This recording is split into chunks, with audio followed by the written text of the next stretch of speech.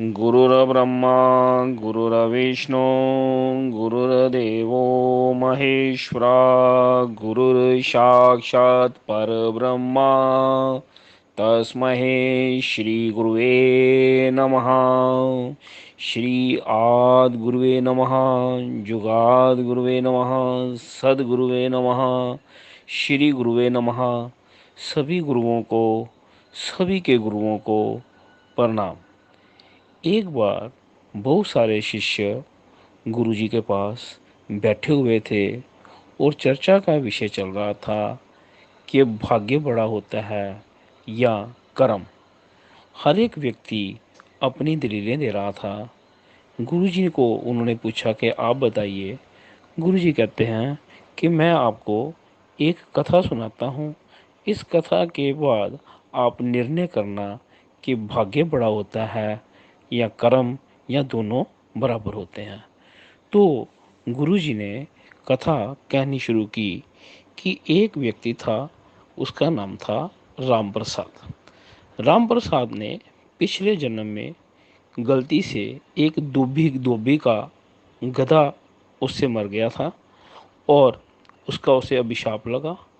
और एक बार पिछले जन्म में ही उन्होंने किसी साधु की बहुत सेवा की और उस साधु ने उनको बहुत आशीर्वाद दिया। एक बात हमेशा याद रखनी है, ये जो अभिशाप और आशीर्वाद होते हैं, ये व्यक्ति को उसकी औलाद के रूप में ही अक्सर मिलते हैं। तो इस जन्म में राम प्रसाद जी जो थे, उनके घर में दो जुड़वा बालक हुए। एक धोबी के अभिशाप से और एक बालक जो था वो साधु की सेवा के आशीर्वाद से। दोनों बालक देखने में बहुत सुंदर थे। दोनों की शक्लें बिल्कुल सेम थी। लेकिन एक थी जो धोबी के गधे के अभिशाप में जो बालक ने जन्म लिया था, वो रोता रहता था। और जो उन्होंने साधु की सेवा के आशीर्वाद के रूप में जो बालक ने जन्म लिया था, वो पैदा होते ही हंसता रहता था। तो समय के साथ साथ वो बड़े हुए और उनका नाम करण जो है वो रखा गया। जो हमेशा हंसता रहता था, उसका नाम सुखी राम रख दिया गया। और जो हमेशा रोता रहता था, उसका नाम दुखी राम रख दिया। ये जो नाम होता है, इसकी बहुत ज़बरदस्त वाइब्रेशंस होती हैं।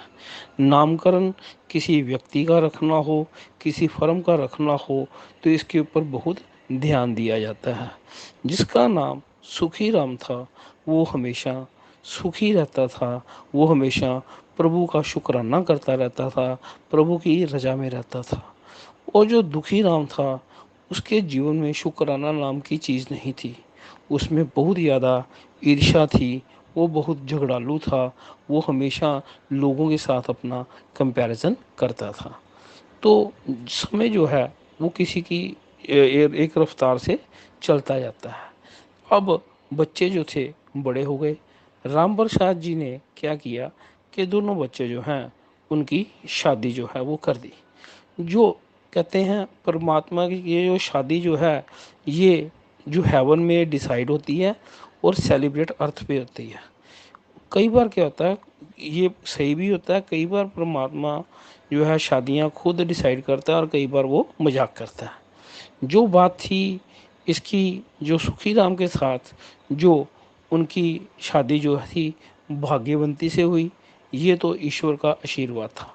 भाग्यवंती नाम के जैसी सुशील सुंदर, वो प्रभु को मानने वाली थी। लेकिन दुखी राम के साथ यहाँ पे भी मजाक हो गया। उनकी पत्नी जो थी, उसका नाम था कल्पना देवी। जैसा नाम था, हर बात पे कल्पना, हर बात पे कलेश डालना, हर बात पे शुक्राना ना करना, ये उसकी आदत थी। अब सुखी राम और दुखी राम का जीवन जो है वो इकट्ठा चल रहा था। सुखी राम के पास कोई भी व्यक्ति आता, वो उसे बड़ा आदर सम्मान देता, उसकी जो भी यथाशक्ति मदद होती वो करता। लेकिन जो दुखी राम था, वो अपने रिश्तेदारों, अपने फ्रेंड्स को देख के ही रोना शुरू कर देता। हाय, हमारे पास कुछ नहीं है, हमारे खर्चे बहुत हैं, हम लुट गए। ये ऐसे ही करता। किसी की भी वो मदद करना चाहता नहीं था। वो नियत का बहुत ज़्यादा खोटा था। अब क्या हुआ, समय के साथ साथ भाइयों में जो है बंटवारे का समय आ गया। जब बंटवारे का समय आया तो उस टाइम पे जो राम प्रसाद जी थे उनके पास 9-10 खेत थे। यहाँ पे दुखी राम ने अपनी चालाकी के साथ, अपने खोटे होने के कारण उसने 10 में से 9 खेत जो थे अपने नाम पे करवा लिए, जो कि बहुत ज़्यादा उपजाऊ थे। और जो एक खेत था वो जहाँ पे सिर्फ सांप ही सांप रहते थे, वो उसने अपने भाई सुखी राम के नाम पे करवा दिया। सुखी राम जो कि शुरू से ही हर चीज़ को हरी इच्छा मानता था और वो प्रभु का हुक्म मानता था, उसने कोई गिला शिकवा नहीं किया और उसने वो खेत जो है उसे एक्सेप्ट कर लिया। और राम प्रसाद ने अपने, उसे बड़ा फील हुआ कि उसके बेटे के साथ गलत हुआ। राम प्रसाद जो थे उन्होंने सुखी राम को मिले, कहते बेटा ये दुखी राम है तो मेरा ही बेटा, मैं इसकी औकात को जानता हूँ, लेकिन तुम चिंता मत करना, तुम उस प्रभु पे विश्वास करते हो ना। तो राम प्रसाद जी ने उन्हें एक व्याजी का जो है उनको पता बताया। कहते आप ऐसे करो, व्याज जी को यहाँ पे बुलाओ। वो जो थे सुखी राम जी के घर व्याज जी आए और फिर जो थे राम प्रसाद जी ने 2 सपेरों को बुलाया। उनको बोला कि आप मेरे बेटे के खेत में से जो सांप जो है उनको पकड़ के उनका जहर निकालना शुरू करो, आपको पैसे मिलेंगे। फिर व्याजी से उन्होंने बात की कि ये सांप का जहर जो है ये क्या भाव होता है। तो व्याजी ने बताया इससे बहुत ज़बरदस्त औषधियाँ बनती हैं, इसका जो मूल्य है ये सोने से भी ज़्यादा होगा। इस प्रकार अच्छी इच्छा के कारण क्या था, भाग्य ने तो क्या किया था, उसे एक खेत दिया था, लेकिन सद्बुद्धि के कारण क्या हुआ, उसने बहुत सारा सुखी राम ने पैसा कमाया। और जो वो पैसा कमाता था उसका कुछ हिस्सा परमार्थ के लिए लगाता, गरीब बच्चों की पढ़ाई पे लगाता, किसी गरीब की बेटी की शादी में लगाता, वो ऐसे कार्य करता था। जो दुखी राम था उसके पास जितना भी पैसा आता वो हमेशा रोना रोता, मेरे पास कुछ नहीं है, हम लोगों जो है हमारी किस्मत खराब है, हर समय वो भाग्य को कोसता रहता था। और उसका ये कोसना जो है वो इतना सही नहीं था। अब साथ में जब उन्होंने बंटवारा किया तो उन्होंने फैसला किया था कि 1 महीना जो माता पिता दुखी राम के पास रहेंगे, 1 महीना सुखी राम के पास रहेंगे। जब राम प्रसाद और उनकी भी बूढ़ी पत्नी दुखी राम के घर रहे तो उन्होंने उन्हें सही ढंग से कोई आदर सत्कार नहीं दिया, कोई खाना ना दिया। तो वो 1 महीना क्या 1 हफ्ते के बाद ही अपने बेटे सुखी राम के पास आए और रोने लगे कि बेटा हमें मृत्यु जो है वो मंजूर है, लेकिन हम दुखी राम के घर में नहीं रहेंगे। उसकी पत्नी कल्पना देवी जो है वो हमें बहुत सताती है, खाना तक नहीं देती। अब यहाँ पे सुखी राम ने अपने माता पिता को बोला कि आप मेरे प्रत्यक्ष जो हो देवता हो। उसने अपने माता पिता को बड़े प्रेम से रखा। वो क्या कई बार ऐसे होता था, खुद खाना नहीं खाते थे, अपने माता पिता को खाना खिलाते थे। और वो क्या करते थे, साथ में उनकी पत्नी जो भाग्यवंती थी, वो जितनी रूपवान थी उतनी ही सुशील थी। और वो क्या करती थी, वो भी अपने सास ससुर की बहुत ज़्यादा सेवा किया करती थी। और सारा जो गांव था उसमें सुखी राम को बहुत यश मिलता था। देखिए यश हमेशा कीर्ति को मिलता है, कर्म को मिलता है। और जो दुखी राम था उसको हमेशा जो था अपयश मिलता था। दुखी राम जो था इस बात से भी जो था दुखी था। लेकिन कहते हैं ना, भाग्य ने अपना खेल खेलना होता है। तो एक बार जो दुखी राम के पिछले जन्मों के कोई कर्म थे तो उनको एक साधु आया, उसने एक गाय दी। ये गाय जो थी ये आम गाय नहीं थी, ये कामधेनु गाय थी। लेकिन दुखी राम जो था उसकी मानसिकता में दुख दुख और दुख ही दुख था। उसने गाय ले ली, गाय को घास डालना अधमने से, और उसका सिर्फ दूध जो था वो पीता था। साधु ने यह भी बोला था कि ये गाय नहीं है, ये आपकी लाटरी है। तो दुखी राम अपनी पत्नी कल्पना को बोलता है, ये साधु लोग भी देखो भीख मंगे से कैसे होते हैं। उसने कहा गाय हमारी लाटरी है। क्या लाटरी है? ये इतना जो है वो घास खा जाती है 100 रुपए का, और दूध देती है हमें 50 रुपए का।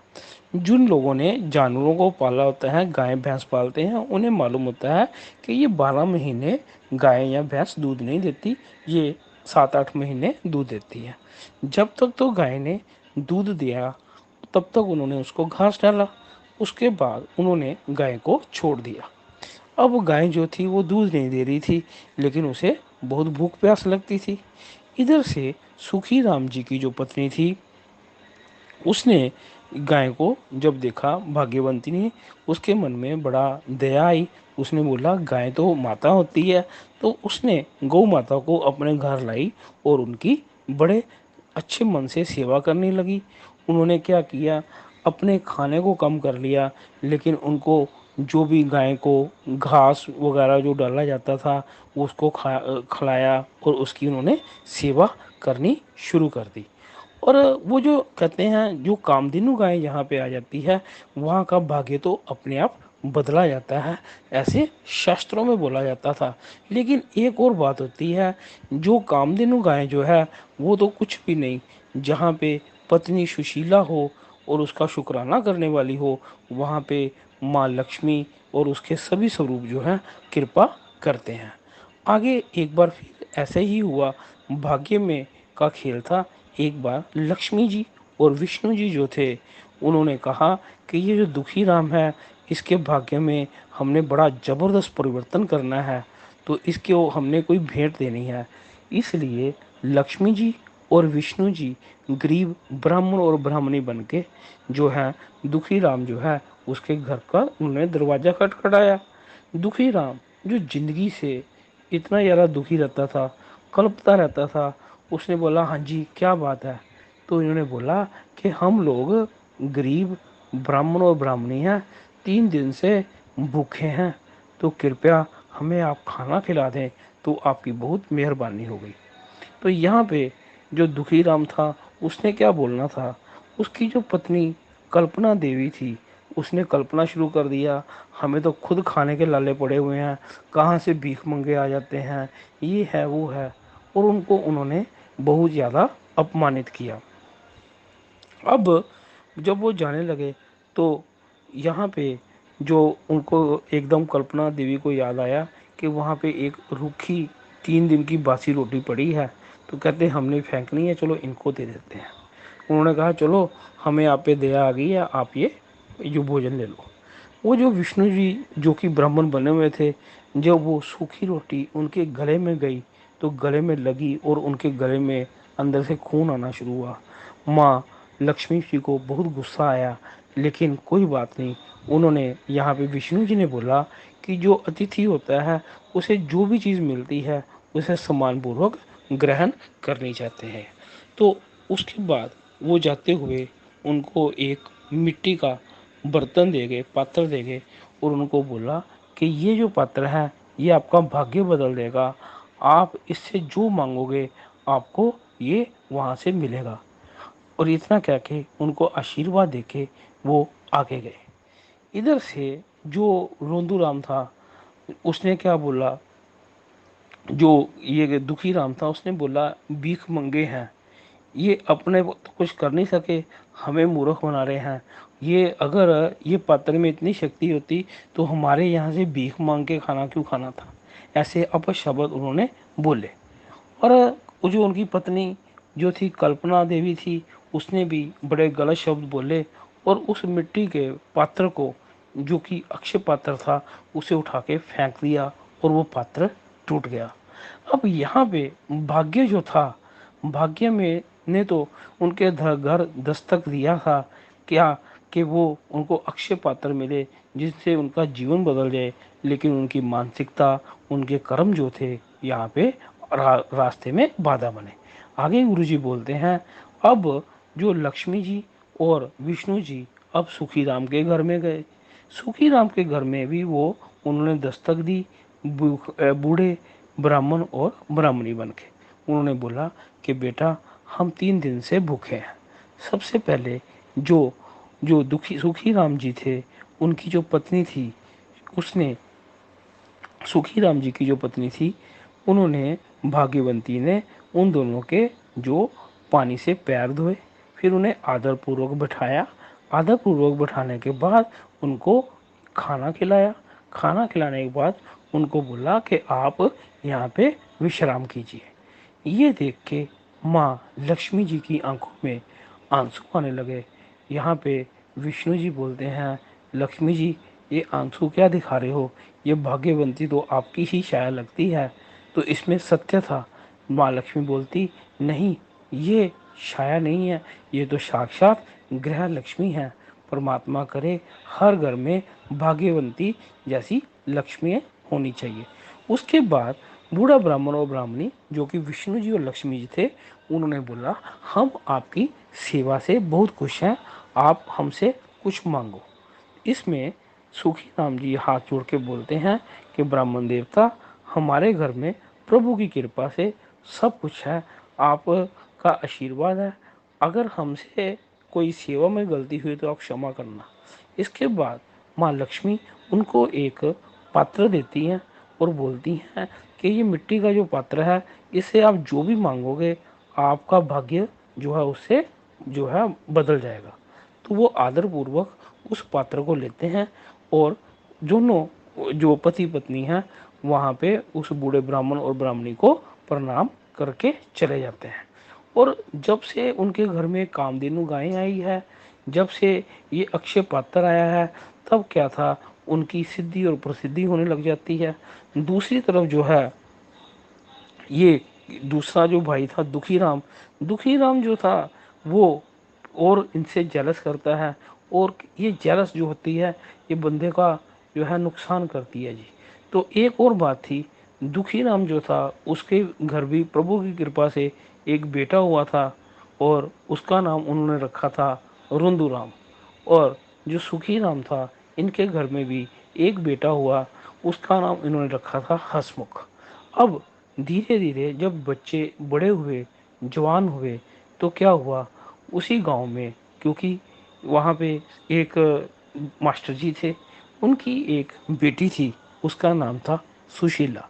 सबसे पहले मास्टर जी दुखी राम के घर आए। उन्होंने बोला कि सुशीला मेरी बहुत ही अच्छी बच्ची है, बड़ी संस्कारित है, और मैं चाहता हूँ आप अपने बेटे रोंदू राम के साथ मेरी बेटी की शादी कर दो। ये बात सुनते ही जो जो दुखी राम की पत्नी थी कल्पना देवी, उसने बोला कि तुम्हारी हैसियत ही क्या है, तुम्हारा जो है स्टेटस क्या है, जो आप हमारे घर में रिश्ता लेके आ गए। रुद्रराप ने भी जो मास्टर जी को खरी खोटी बुलाई, उन्होंने बोला, हमारा तो इकलौता बेटा है, हम तो इसकी शादी किसी बहुत ही अमीर घर में करेंगे। इस प्रकार मास्टर जी को उन्होंने अपमानित करके जो है अपने घर से बाहर निकाला। मास्टर जी जो गर्दन लटकाए जा रहे थे, तभी सामने जो सुखी राम जी था, उसने अपने भाई की और भाभी की सारी बात देख सुन ली थी। उसने मास्टर जी को अपने गले लगाया और मास्टर जी के आगे हाथ जोड़ के बोले कि मास्टर जी, आपकी बेटी बहुत अच्छी है, बड़ी संस्कारी है, मैं आपसे विनती करता हूँ, अगर आप आज्ञा दें तो ये मेरे बेटे हसमुख से इसकी शादी हो जाए, तो मैं आपका हमेशा आभारी रहूँगा। तो ये बात सुनी तो मास्टर जी ने फिर बोला कि भाई, आपका तो इतना नाम है, मेरे पास देने को कुछ नहीं है। तब जो जो थे सुखी राम जी की आंखों में आंसू आए। उन्होंने बोला, भाई, जिसने अपने जिगर का टुकड़ा दे दिया और उसको क्या देना बाकी बचता है। तो इस प्रकार क्या हुआ, जो जो सुशीला थी मास्टर जी की बेटी, उसकी शादी जो सुखी राम जी के बेटे हसमुख से हो गई। सुशीला भी जो थी, नाम की सुशीला नहीं थी, साक्षात लक्ष्मी का रूप थी। वो भी अपने सास ससुर की और अपने पति की बहुत ज़्यादा सेवा कर रही थी। इधर से जो दुखी राम था, जिसे कंपैरिजन की बीमारी थी, उसने कहा उसके बेटे की कहीं शादी नहीं हो रही, और उसने उसी 2-3 गांव छोड़ के एक बहुत ही एक अमीर आदमी साहूकार रहता था। उसने सारी ज़िंदगी में बुरे काम किए थे, लेकिन उसके पास बहुत ज़्यादा पैसा था। और लेकिन क्या था कि उसके घर में नर संतान नहीं थी। उसकी एक ही बेटी थी और उसका नाम था कर्कशा। कर्कशा स्वभाव की बहुत कर्कश थी, देखने में बहुत क्रूप थी। अब क्या हुआ, ये जो साहूकार था, इसे एक दामाद चाहिए था। दामाद नहीं चाहिए था, उसे एक गधा चाहिए था जिसके ऊपर वो अपनी सारी कमाई लादता। और वो ऐसी तलाश में जा रहा था। एक बार वो साहूकार जो था वो दुखी राम को मिला। दुखी राम जी जो थे वो जो खोटी नीच के नीयत के थे और बहुत लालची थे। ये चीज़ जो थी साहूकार ने देख ली। और साहूकार ने बातों बातों में बोला कि कोई लड़का बताना, मैंने अपनी बेटी कर्कशा की शादी उससे करनी है। यहाँ पे जो रोंदू राम था उसने बोला कि मेरे यहाँ पे दुखी राम जी ने बोला कि मेरा बेटा रोंदू राम है, बड़ा सुशील है, आप ऐसे करो, आप अपनी बेटी कर्कशा की शादी इससे कर दो।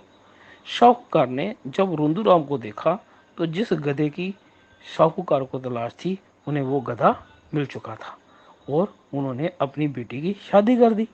अब जो दुखी राम था उसने बोला चलो शुक्र है। और उसने फिर कंपैरिजन किया कि देखो जो मेरा भाई सुखी राम है, उसने उसका जो बेटे का ससुराल है वो भूखा नंगा है, देखो मेरा ससुराल कितने पैसे वाले मेरे बेटे को लोग मिले हैं। अब जिस बच्चे का नाम ही कर्कशा है, वो अभी शादी को 2 दिन हुए थे तो उसने अपनी जो सास थी जिसका नाम कल्पना देवी था, जो सबसे नशुक्री औरत थी, उसने कभी थैंक्स नहीं किया था, उसके साथ उसका झगड़ा हो गया। और झगड़े के बाद वो अपने मायके चले गई। और जब वो मायके गई उसके पीछे पीछे दुम उठाता हुआ उसका बेटा रोंदूराम भी चला गया। रोंदूराम ने जब अपने ससुराल में इतना ऐशो आराम देखा तो वो वहीं का होके रह गया। उसके पिता ने जो था जो दुखी राम था उसको कई बार बोला बेटा आप मेरे पास आओ। उसने बोला नहीं पप्पा, जहाँ पे हमारी पत्नी होएगी हम वहीं पे होंगी, यहाँ पे तो एसी है, आपके घर में तो पंखा है। तो जो था कि वो जो रोंदू राम था जो कि दुखी राम का बेटा था, वो उस साहूकार का घर जुआई बन गया। और साहूकार जो कि साहूकार था उसने उसे जुआई कम गधा ज़्यादा बनाया, गधे की तरह उससे काम जो था वो लेता था। अब ऐसे ही जीवन चलता था। थोड़ी देर बाद जो रोंदूराम और वो कर्कशा थी उनके घर में एक बेटा हुआ। उसका नाम रखा उन्होंने भोंदूराम। ये जो भोंदूराम था ये ना बोल सकता था ना सुन सकता था। इसको लेके दुखी राम बहुत दुखी था कि जो उनका पोतरा हुआ है, ग्रैंडसन हुआ है, ना वो बोल सकता है ना वो सुन सकता है। लेकिन एक बात हमेशा याद रखिए, ये जो बच्चे होते हैं जिन्हें हम लोग स्पेशल चाइल्ड बोलते हैं, ये परमात्मा के आशीर्वाद से कम नहीं होते। दूसरी तरफ क्या हुआ, जो हसमुख था और सुशीला थी, उनके घर में भी एक बहुत प्यारा बेटा हुआ। उसका नाम उन्होंने रखा कृष्णा रखा।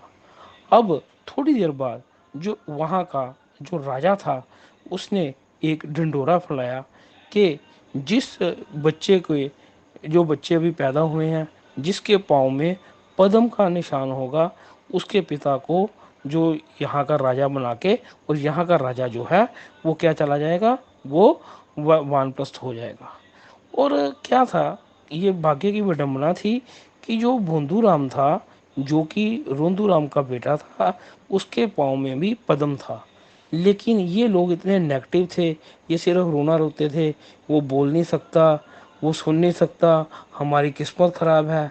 उन्होंने कभी उसके पाँव में पद्म को देखा ही नहीं। दूसरी तरफ जो सुखी राम था उसका बेटा हंसमुख था जिसकी आगे औलाद क्या हुई, ये कृष्ण हुआ। उन्होंने परमात्मा का शुक्र किया और जब उसके पाँव में पद्म देखा तो वो राजा के पास गए और उनको जो था राजा ने जो हंसमुख को वहाँ का राजा बनाया और खुद वानप्रस्थ पे चला गया। अब यहाँ पे गुरुजी बोलते हैं देखो पद्म जो था भाग्य के अनुसार वो भोंदूराम के पाँव में भी था और कृष्ण के पाँव में भी था, लेकिन यहाँ पे कर्म भी प्रधान होता है। तो उन्होंने जो अपनी बात बोली कि देखिए, कर्म और भाग्य अपना अपना रोल प्ले करता है, लेकिन क्या होता है, हमारी जो भाग्य ने अपना काम करना है, कर्म जो है वो हमारी मानसिकता की परछाई होती है, उस अनुसार ही हमें फल मिलता है। अब गुरुजी बोले कि अब जो आपने बहस रखी थी कि कर्म अच्छा है, कर्म बड़ा होता है या भाग्य बड़ा होता है, अब उसका फैसला आप खुद ही कर लेना, क्योंकि अब मेरा आराम करने का समय हो गया है। इसके बाद गुरुजी जो थे वो अपनी कुटिया में आराम करने चले गए और सभी शिष्यों ने प्रणाम किया और वो अपने अपने घरों पर चले गए। धन्यवाद।